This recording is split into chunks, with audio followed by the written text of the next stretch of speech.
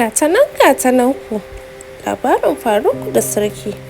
A wani ƙauye mai shiru da ke zagaye da daji, akwai wani yaro mai suna Faruku da yake rayuwa a cikinta. Faruku wato ya shahara wurin abubuwa guda biyu, ƙaunar dabbobi da kuma yawon tambayoyi. Wata rana yana yawo a cikin dajin sai ya ga wani tsuntsu wato akukuturu mai launin kore da zinare ya ji rauni. Faruku ya taimake shi ya ɗauke shi da kulawa. Tsuntsu ya ce, "Na gode Faruku, ka ceci rayuwata, zan baka kyauta. Ka faɗa min duk wani burinka da kake so a rayuwa guda ɗaya." Faruku ya ji daɗi sosai, ya yi mamaki.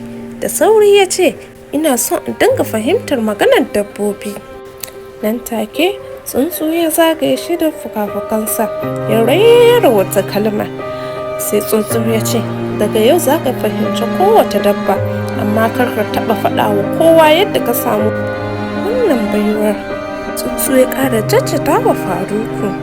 Nan take Faruku ya soma jin zancen tururuwa, kukan karnuka da gunagunin shanu. Ana nan 'yan watanni Faruku ya zama mai magana da dabbobi. Kowa yana mamaki ya iya hana doki hauka. Ya taɓa gano wani rago da ya ɓace, har ya yi wa zuma nasiha su daina cizo. Har sarki ya ji labarin baiwar da Allah ya yi wa Faruku, sai ya aika da saƙo a kawo mishi wannan yaron. Nan take Faruku ya je amsa kiran sarki a fada. Sarki ya tambaye shi, "Ka faɗa min sirrikanka." Faruku ya ce cikin ladabi, "Kyauta ce daga Allah, ba zan iya bayyana ta ba." Sarki ya yi dariya sai ya ce, "To ka zauna da ni, ka taimake ni da dabbobina na masarauta." Faruku kuwa nan take amince. Ana nan wata rana da daddare Faruku ya ji wani zance mai ban mamaki. Mage tana raya ma ɗawisu a kunne sarki asirin da yake ɓoyewa. Sarki da daddare yana zama jakin daji. Faruku ya buɗe idon shi, sai ɗawisu ta ce wata mayya ta mishi sihiri saboda ya raina ta. Shi yasa sarki ya kora duk wa'insu wanda suke mishi aski, domin kuwa kunnuwan jaki ne a kansa. Faruku ya shiru, zuciyar shi cike da mamaki. Amma sarki ya lura da wani canji a jikin Faruku. Sarki ya ce, "Dai, kana ɓoye wani abu ne?" Faruku ya ce, "A'a." Sarki ya fusata, ya ce, "Ku kulle min shi, yana ɓoye min wani abin da ban sani ba." Nan take manyan masu gadin masarauta suka kame Faruku suka sa shi a gidan yari. Ana nan sai kuwa wannan abubuwan ya ziyarci Faruku, a yadda Faruku yake cikin damuwa, cike da mamaki a cikin zuciyarsa. Sai sun son ya bashi wata dabara, ya ce ka yi amfani da hankalinka da basirarka. Washe gari kuwa da daddare Faruku ya roƙa sarki wata alfarma, ce, "Ina son a bar ni yi magana da dabbobin da ke cikin lambun sarki." Sarki ko ya amince. Faruku ya ce, "Ku dabbobi na masarauta, ku fito ku faɗa gaskiyarku." Sai lambu ya cika da dabbobi, mage, bera, zomo da jaki.